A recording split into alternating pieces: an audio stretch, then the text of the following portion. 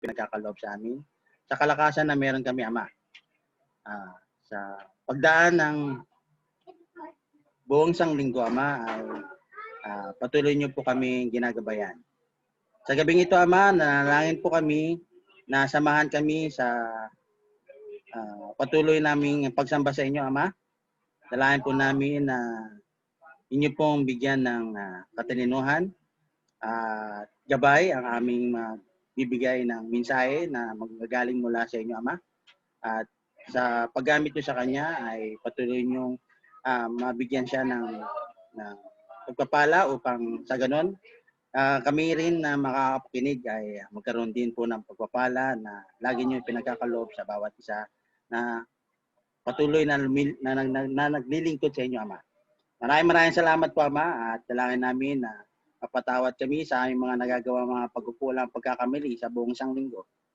At sa gabing ito ay patuloy kaming sumamba sa inyo sa Espiritu at katotohanan, Ma. Ito aming dalangin sa pangalan po ng iyong anak na si Jesucristo. Amen.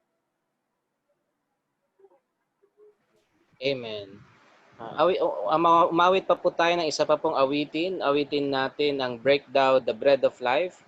Bago po natin hilingin na magsalita ang ating speaker po ngayong hapon na ito, si Brother June Patricio. Brother Riz, pinire-request po ata ni Brother June na i-allow daw yung guest na mag-record ng video. So, awit po muna tayo ng Breakdown the... Okay na, bro. Okay, thank you, bro. Awitin natin yung Breakdown the Bread of Life.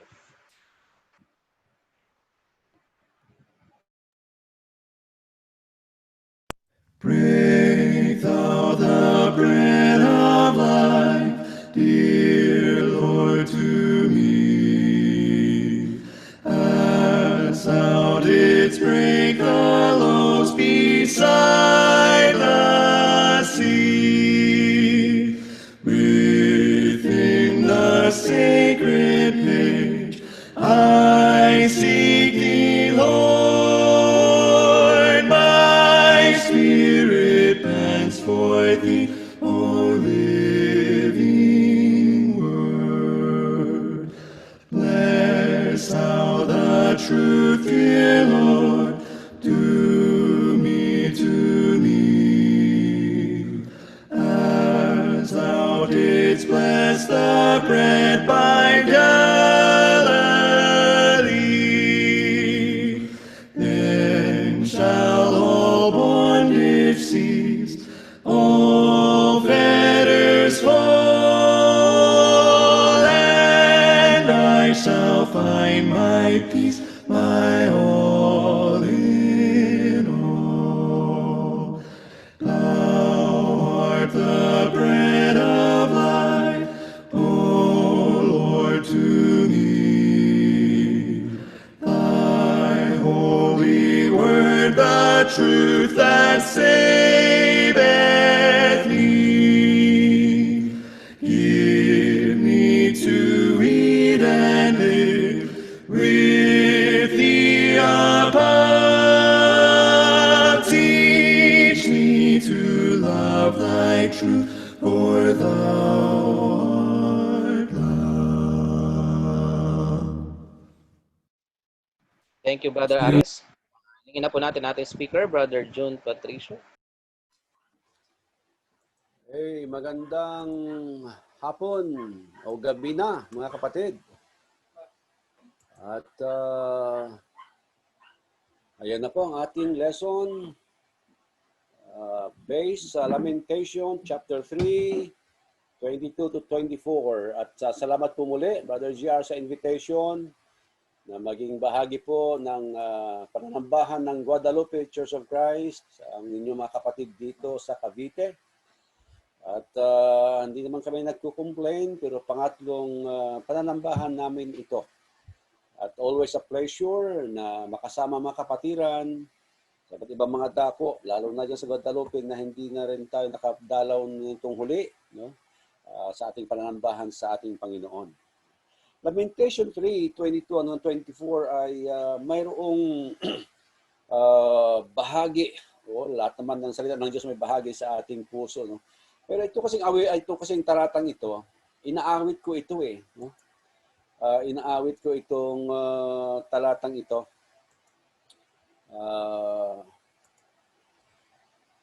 Ngayon, minsan hinanap ko ang mga wordings ng awitin na ito or ng saan nakabase ang awitin na ito. No? At nagtaka ako, hindi ko makita sa mga versions na mayroon ako. Ginagamit ko kasi ay New King James Version. At wala doon hanggang sa makita ko ito pala ay nasa English Standard Version. No? The steadfast love of the Lord never ceases. Mga 1980s yata nung marinig ko ito na mula sa mga kapatirang Amerikano, nagkikasama ko sa mga campaigns at namemorize ko ito eh. Siguro kayo na mga kabats ko, kaedad ko. Kung nasa church na kayo noong mga 1980s, ay narinig niyo itong awitin ito. Kinakanta pa ba ninyo ngayon? The steadfast love of the Lord never ceases. His mercies never come to an end. They are new every morning. Great is your faithfulness. The Lord is my portion, says my soul. Therefore I will hope in Him. Therefore I will hope in Him. Kung hindi nyo pa alam, yun. At nakipag-duet sa akin si Mrs. Chona. Iba-ibang versions pala ang pagkakasabi nito. Ano? At naging interested ako doon sa wordings niya kasi mayroong variation. The steadfast love of the Lord, sa ibang version, wala yung word na love. Yan, no? It is of the Lord's mercies that we are not consumed, sabi. No? Because His compassions fail not. They are new every morning. Great is thy faithfulness. The Lord is my portion, saith my soul. Therefore, I will hope in Him. That's from the King James Version. No? In NIV, ay ganoon din. Because of the Lord's great love. Gumamit din siya ng word na love. At sa Tagalog, ang Biblia, lumang Tagalog ito, sa mga kaawaan nga ng Panginoon ay hindi tayo nalipol, sapagkat ang kanyang mga habag ay hindi nauubos, ang mga yaoy bago tuwing umaga. Dakila ang inyong pagtatapat, ang Panginoon ay aking bahagi, sabi ng aking kaluluwa, kahit ako'y aasa sa Kanya. Isa pang merong personal na meaning ito sa akin. Tuwing umaga ay naaalala, most of the time, naaalala ko yung, they are new every morning. Kaya pag nagigising ako, naging aware ako. No? Ang awa ng Diyos, ang pag-ibig ng Diyos bago tuwing umaga. At dito pala galing sa Lamentations chapter 3, 22 to 23, ang mga katagang iyon. At upang lalo nating maunawaan ang mga talata ay kailangan nating maunawaan yung background nito. So, ang may akda ng Lamentation ay si Prophet Jeremiah na tinawag na the crying prophet. No? Kung si Isaias ay isang messianic prophet at ang kanyang mga prophets ay, ang tono ng kanyang prophets ay masayahin, itong si Jeremiah ay kabaliktaran. Lamentations, paghihinagpis. Ang kanyang pinakatema. At ito ay may kinalaman sa sinapit ng bansang Israel noong mga 586 BC kung saan the great city of Jerusalem fell to Babylon. Kasi nga ayon sa hula ay ang mga Israelitas kapag naging masunurin sila, pagpapalain sila ng Panginoong Diyos. Ngunit kapag sila ay naging suwael, sila naman ay parurusahan. In fact, ang parusa sa kanila ay ikakalat sila sa buong mundo. At hindi na sila magiging buo pa. Ganoon, no? At nangyari ito. At sa ating mga nagbabasa ng church history or Bible history, alam natin ang kasaysayan naman ng Israel na nahati ito sa north at saka sa south. Yung North Kingdom ay tinawag na Israel at yung sa baba ay tinawag na Judah. At kung narinig yung lost 10 tribes ay nangyari ito doon sa Northern Kingdom. No? Sinakop sila ng iba't ibang mga bansa at hindi sila nakabalik. Subalit, mayroong bahagi ng Israel, yung dalawang tribo sa baba, tribe of Judah and Benjamin, no, na sila itong tinatawag na Southern Kingdom at sa kanila nangyari ang katotohanan ito na nakabalik sila after na sila binihag ng Babylon. So the book describes great anguish and great hope in poetic form. No? Na pagkatapos nga na sila ay sakupin, at isa pang bahagi ng pinaka-background nito ay sinasabi ng Diyos na kakasangkapanin niya ang mga hintil na bansa upang disiplinahin. Hindi man parusahan, ituwid yon. Ituwid ang kanyang mga anak na nagkakasala, na katulad nga ng mga Israelitas. At sa pagkakataong ito, sa kasaysayan ng Israel ay ginamit nga ang Babylonia na bansa upang parusahan at ituwid ang mga Israelitas. So the main theme of the book is God's judgment on Judah's sin as well as His compassion for His people. Ang maganda nga rito, hindi lamang punishment. O nga't nandyan ang judgment, ang pag-aaton ng Diyos sa bansang Israel o sa Judah. Subalit mayroon din naman yung idea ng awa niya, ng pag-ibig niya. Sapagat anumang sama nga ng tao na nilalang ng Diyos mula pa sa umpisa, sa Genesis, sa halamanan ng Eden, ipinaunawa na ito sa atin. Na sa kasamaan ng tao, mahal pa rin siya ng Diyos. At yun ay paulit-ulit na ipinakita ng Diyos sa mga pahina ng kanyang aklat, ang Biblia. Ang mga Israelitas, habang sila ay nasa ilang, doon pa, balik pa tayo doon sa Ehipto, o ano mga pinagagawa nila doon, ay nilabas pa rin sila ng Diyos, pinalaya pa rin sila. No? Sa wilderness ay umikot sila ng 40 years bago makarating ng land of Canaan. Paulit-ulit ang kanilang kasalanan, pero ganoon din naman paulit-ulit naman ang pagkapatawad ng Diyos sa kanila at hindi maalis-alis ang pag-ibig ng Diyos sa kanila. So yun po ang pinaka-background nito. So ang Lamentations, Book of Lamentations contains laments o loud cries o hinagpis para sa Jerusalem. At mararamdaman nga natin dito ang expression of anguish and pain. Now, ang chapter 3, nasabi ay right in the middle of the book, there is a beautiful passage of confidence and hope. At yun ang pinaka-teksto natin ngayon, Lamentations 3:21 hanggang 24. The steadfast love of the Lord never ceases, His mercies never come to an end. They are new every morning, great is thy faithfulness. The Lord is my portion, says my soul, and in Him I will, always. So, Jeremiah's tune changes from despair to hope. Mula sa kawalan ng pag-asa sa kalagayan ng Israel nung sila ay sinakop ng Babylonia, dinala doon ang mga karamihan sa mga Hudyo, lalo na ang mga kabataan. Yun ang kawalan ng pag-asa. Subalit sa kalagitnaan ng kanyang sulat, mayroong pag-asa ang kanya pong ipinarating. Ito ay ginugunita ako sa aking isip, sabi niya sa verse 21. Ginugunita ko sa aking pag-iisip, kaya't may pag-asa ako. In a way, itong mga sulat ni Jeremiah ay parang personal account niya. No? Ako sila sabi niya. Pero nire-represent niya ang bansang Israel dito. So, sinasabi niyang may nakita siyang pag-asa. At yung pag-asang yan, hindi lamang para sa kanya, kundi sa kabuuan ng bansang Israel. At mayroong kinalaman ito sa ating sitwasyon ngayon, mga kapatid, mga kaibigan. Sapagkat wala pa tayong katiyakan sa mga pangyayari.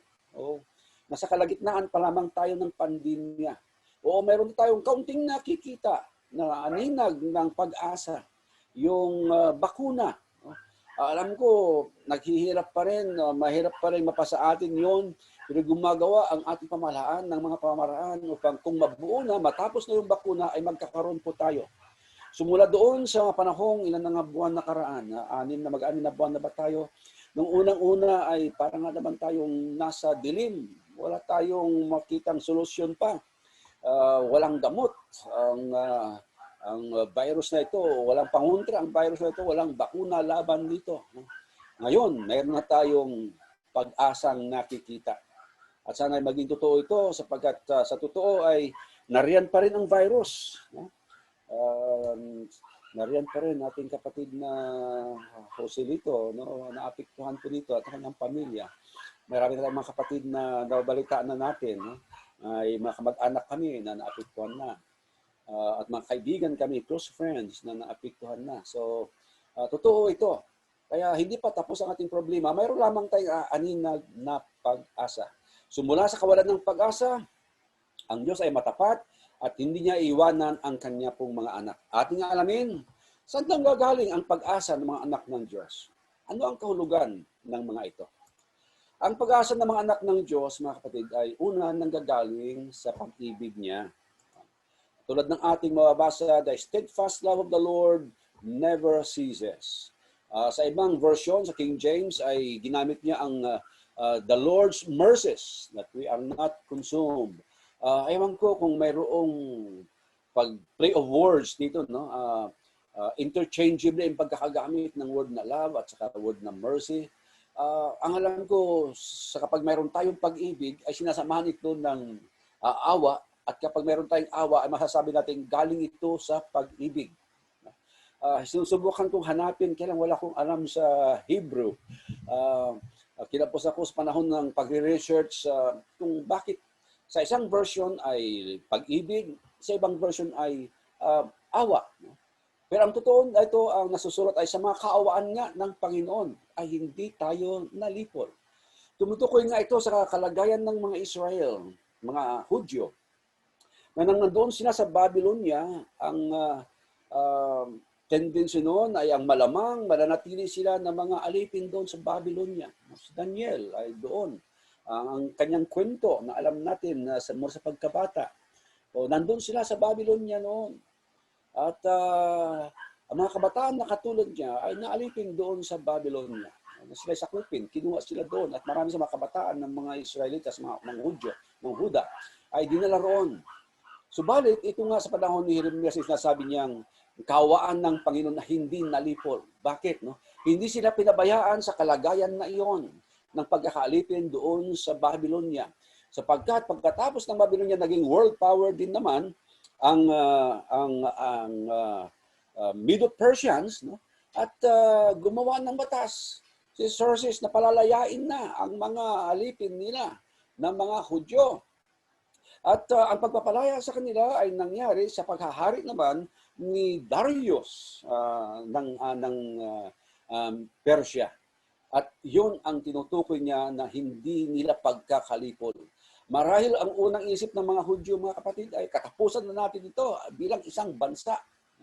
At nabanggit ko kanina na sa Deuteronomy chapter 28, 18 something, no?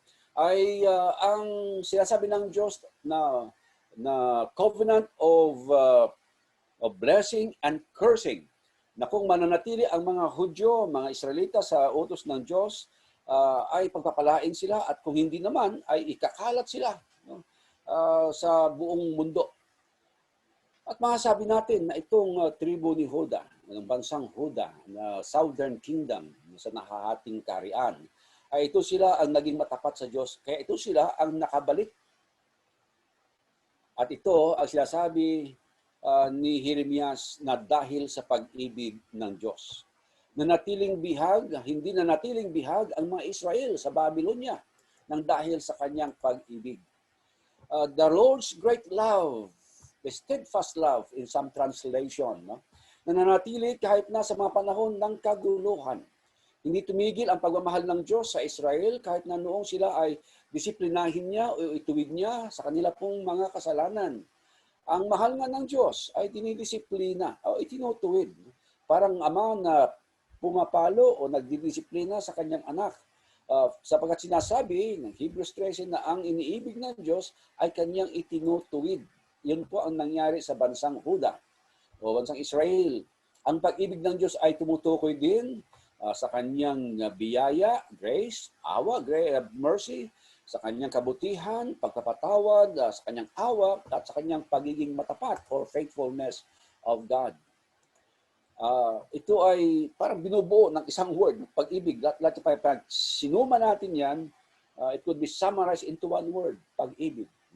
Dahil sa pag-ibig ng Diyos sa mga anak niyang Israelitas, kaya nailigtas po sila sa pagkakalipol. At ang background nga katulad na ng aking binanggit, sa Book of Daniel, ay doon ang pagsakop ng Babylonia sa Israel o sa Huda. At yung aklat naman ng Ezra at ng Nehemias, ang nagkukwento, paano sila nakabalik. Sa Nehemias, yung rebuilding of the wall of Jerusalem, yun po sinasalaysay. Paano nangyari yon? So, yun ang tinutukoy ni Jeremias na hindi pagkalipol ng bansang Huda o Israel nang dahil sa pag-ibig ng Diyos. The same great love na saves mankind from their sin. Mankind po yun. No? Laban natin, John 3:16, for God so loved the world. Yung pag-ibig ng dahil sa pagsinta ng Diyos sa sanglibutan na binigay niya ang kanyang bugtong na anak upang ang sinumang sa kanya sumampalataya ay huwag mapahamak kundi magkaroon ng buhay na walang hanggan. At ito ay ginawa ng Diyos kahit na ang tao ay makasalanan pa. Roma 5:8 na dapat ipinagtatagubilin ng Diyos ang kanyang pag-ibig sa atin na lang tayo mga makasalanan pa. Si Kristo ay namatay dahil sa atin. At ang pag-ibig ng Diyos, 1 John chapter 4, 7 to 10, God is love indeed, sapagkat ang Diyos ay pag-ibig. Itong dahilan na sinabi ni Apostle John upang ituro sa mga kapatid na kailangan nating mag-ibigan. So, yan ang napakahalagang aral ng Biblia patungkol sa pag-ibig. Pag-ibig ng Diyos sa atin. At alam ko, meron po tayong mga karanasan, no? Na nagpapatunay ng pag-ibig ng Diyos sa atin ay hindi nagtatapos o hindi natapos at ito ay tuloy-tuloy. Nakagawa man tayo ng mga mali. Mahal pa rin po tayo ng Diyos, pinatawad pa rin tayo ng Diyos, kaya tayo nakabalik sa paglilingkod sa Kanya. Ang mga Bible characters, at marami na rin po yan, simulan natin sa lumang tipan hanggang sa bago. Hindi ka ba nakagawa rin sila ng mga kasalanan? No? David, who is called to be man after God's own heart, ay mayroong malaking kasalanang nagawa sa harapan ng Diyos. Sabalit siya ay nagsisi, napatawad at bumalik sa paglilingkod sa Diyos. Well, para tayong Spindleton, aware sa current event, sa mga pangyayari sa ating lipunan ngayon, siya ay tumanggap ng absolute pardon mula sa ating presidente. Kaya nga naman, kailangan siyang i-deport. Hindi naman siya Pilipino. Pero Pilipino man yan dito, kung di taga dito siya, yung absolute pardon ay magbibigay sa kanya ng dati niyang mga karapatan. Kung siya ay Pilipino, no? Lahat ng karapatan niya ay isasauli sa kanya. At yun po ang ginawa sa atin. Ginagawa ng Diyos sa sinumang nagkasala na humihingi ng kapatawaran. At yun ay dahil sa pag-ibig niya. Pangalawa na dahilan ng hindi pagkakalipol ng Israelitas o yung pag-asa na nakita ni Jeremias para sa Huda. Pag-asa na galing sa habag ng Diyos. His mercies never come to an end, sabi po ng ating teksto. Sa mga kawan nga ng Panginoon ay hindi tayo nalipol sapagkat ang kanyang mga habag ay hindi nauubos. Ang mercy ay kakaiba. No? Maalala ko ang isang kwento ng isang nanay ng isang sundalo during the World War II sa Amerika. Ang kanyang anak ay nabilanggo at nasintinsihan ng kamatayan. Ang kasalanan niya po kasi ay yung karuwagan. Sabi ng mga sundalo, ipinakita daw niya yung likod niya sa kanyang mga kaaway. Ibig pong sabihin nito ay nasa giyera na siya, sa halip na atake siya ay nag-retreat. Kaya siya ay na-court-martial at hinatulan ng kamatayan. Ngayon, ang nanay na ito pumunta sa mga officers sa court-martial. No? At ang sabi niya, I am pleading for my son, not for righteousness, not for hindi sa katuwiran, not for justice, but for mercy. Justice demands sa rule ng digmaan, patayin ang sinumang coward, sinumang tumatalikod sa kaaway. Subalit sa mercy, sa awa na kanyang hinihiling, ay pinagkalooban ang kanyang kahilingan.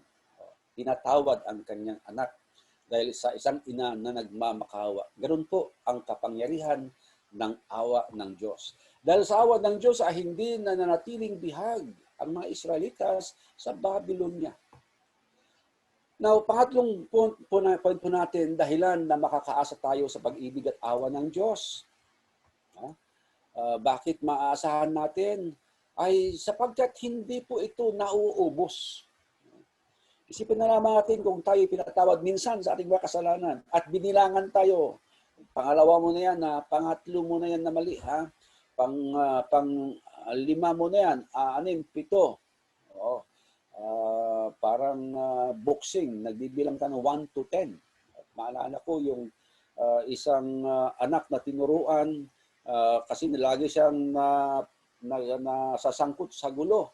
Sabi sa kanya ng nanay niya, anak, bago ka maluntok, bago ka makipag-away, magbilang ka muna ng 1 to 10. Oo. Inasahan ng nanay na kapag nagbilang yung kanyang anak, bago niya matapos ang 1 to 10, ay lalamig na ang kanyang ulo. At minsan nga nasangkot siya sa gulo at nagbilang naman daw siya, pero umuwi siya sa kanyang nanay na bukol-bukol.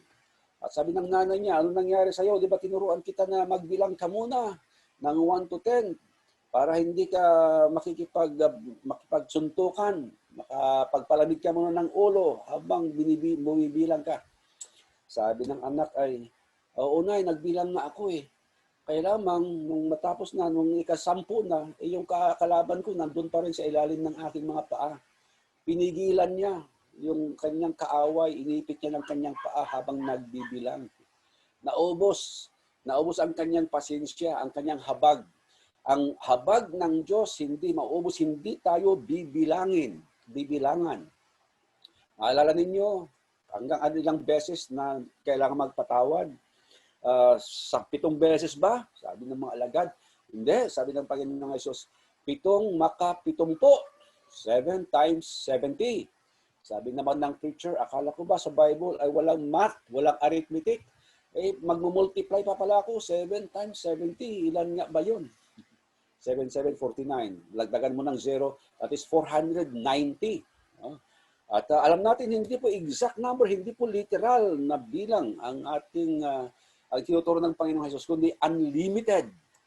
Unlimited na pagpapatawad yon. At yun ang awa ng Diyos. Unli. Unli. Sa mga mininya, sa mga henerasyon ngayon, alam natin yung unli. Hindi ko alam kung nailagay na ba ito sa bagong diksyonaryo ng sinong gumagawa ng dictionary na New Word. No? Kasi meron tayong mga new word eh. Nung nakaraan ay ano ba yung new word? Nawala na ako, di ko na na-follow up. No? Kung ano yung new words ngayon. But unlimited. No? Maaaring ilagay natin sa bagong dictionary po natin ito. Sa ating pag-aaral ngayon, tumutukoy siya sa awa at pag-ibig ng Diyos. Ibig pong sabihin, hindi nauubos. Para bagang agos ng isang ilog na nagmumula sa pinakamataas na bahagi ng bundok.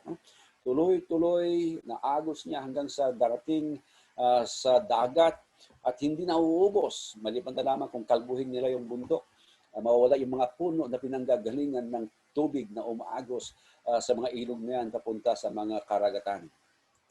Ang kanyang katapatan ay pangalawang dahilan kung bakit makakaasa sa pag-ibig at awa ng Diyos ang mga tao ng Diyos. Sabi po sa verse 24, dakila ang inyong pagtatapat o ang inyong katapatan. Katapatan ng Panginoon ay di po mahihambing sa katapatan ng tao. Alam po natin, ang tao'y mayroong limitasyon. Napakarami nating limitasyon. At isa po rito, yung ating katapatan. Mas sabi nga iba, mas matapat pa daw yung ibang aso kaysa sa ibang tao. Ang aso, pag inalagaan mo yan, alam niya na ikaw nagpapakain sa kanya, maging matapat yan sa iyo. Yung aso na namin dito sa bahay, galing yan sa Dreamland, pinakain lamang namin nung nandoon kami, sapagkat iniwanan siya na nag-aalaga sa kanya. Ilang araw namin inalagaan. Nung umuwi kami, sumama na. At nung tumawid kami sa ilog, hindi siya makatawid, nag-iiyak siya. No? Kaya kinailangan kong balikan at itawid siya sa ilog. At yun, tuloy-tuloy sa sasakyan. At nang sabihin ko sa mga kasama kong isakay na yung aso, sabi sa akin ng mga kasama namin, nakasakay na po, sir. Ganun ng aso na yun. At pangit-pangit pa naman yan noon. Ngayon, dito sa amin, siya yung aming pinaka-doorbell. Tumapat ka sa aming gate, maririnig ka niya, mag-aaw-aw na yun. Mabuti ngayon, hindi siya nagtumatahol habang tayo ay nag-aaral, nagre-record. No? Dati ginagawa niya yun eh. So, katapatan ng Diyos. Kung mawawala man ito sa mga tao, ang katapatan ng Diyos, hindi. Hindi po matapos-tapos kahit tayo ay hindi maging matapat sa Kanya, mananatili po siyang matapat. Pangatlo, ayon sa verse 24, ang Panginoon ay aking bahagi. Kaya makakaasa tayo ng Kanyang awa at ang Kanyang pag-ibig. Sa pagsasabi niya, ang aking bahagi. Sa English yun, my portion. Ang Panginoon ay aking bahagi. The Lord is my portion, says my soul.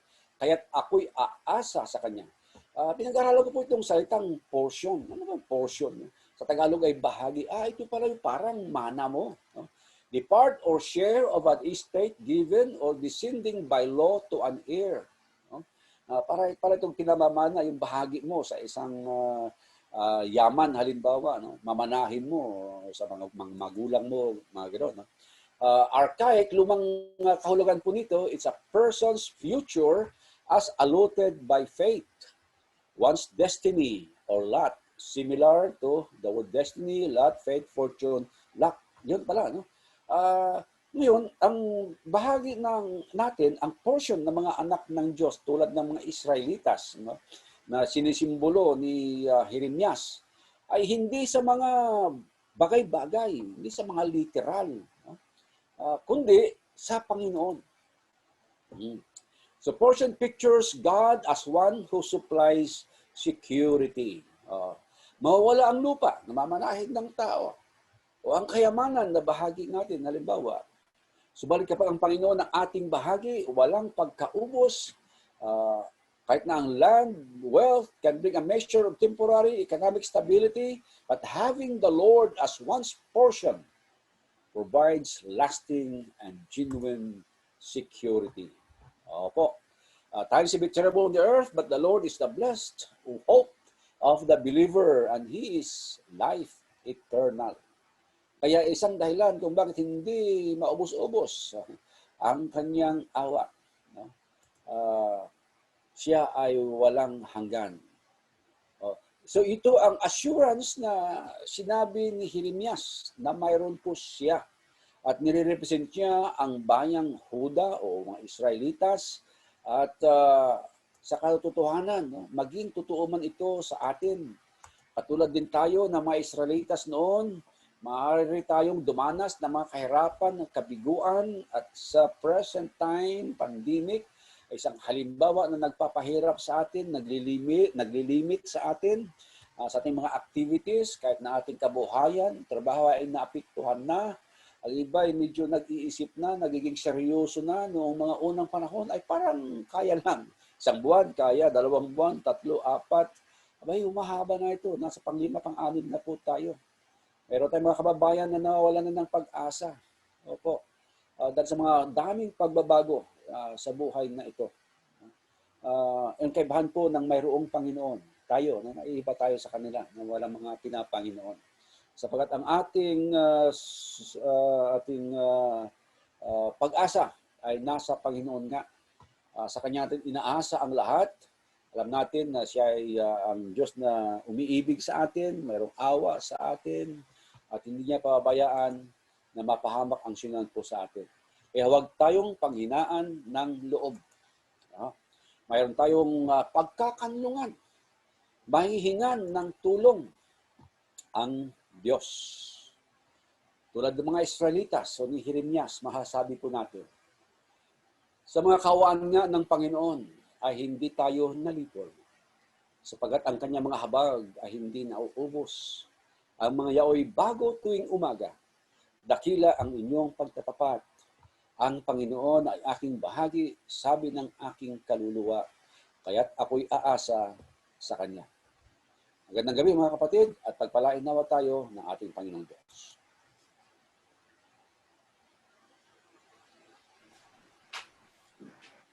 Maraming salamat, Brother June, sa napakagandang mensahe po ng Lamentation chapter 3 verse 22 to 24 tungkol sa hindi nagmamaliw ng pag-ibig ng Diyos. Tayo po ay umawit ng awiting steadfast love of the Lord, never